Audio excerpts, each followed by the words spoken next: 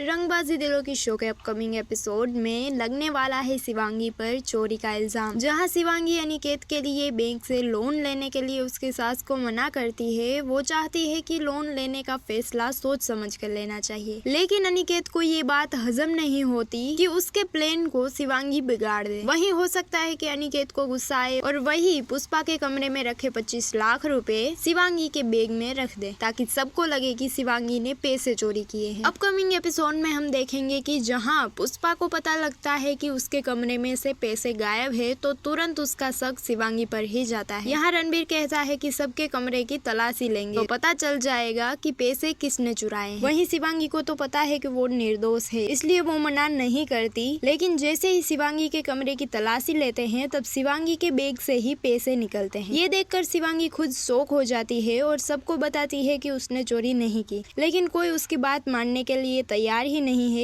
यहाँ रणबीर के पापा और रणबीर के जीजाजी को तो शिवांगी पर भरोसा होगा, लेकिन पुष्पा शिवांगी को ही दोषी ठहराएगी। यहाँ वो फिर से रणबीर को शिवांगी के खिलाफ भड़काएगी और रणबीर को भी शिवांगी पर गुस्सा आएगा। अपकमिंग एपिसोड में शिवांगी बहुत समझाने की कोशिश करेगी कि उसने चोरी नहीं की, लेकिन रणबीर उसकी बात नहीं मानेगा। हो सकता है रणबीर को अनिकेत की बैंक से लोन लेने वाली बात का पता चल जाए। अपकमिंग एपिसोड में रणबीर शिवांगी का साथ देता है या नहीं, और उसे अनिकेत की सच्चाई का पता चल पाता है या नहीं, ये देखना बहुत दिलचस्प होने वाला है। तो ये जानने के लिए देखते रहिए रंगबाजी दिलों की, और नई नई अपडेट्स जानने के लिए बने रहिए हमारे साथ।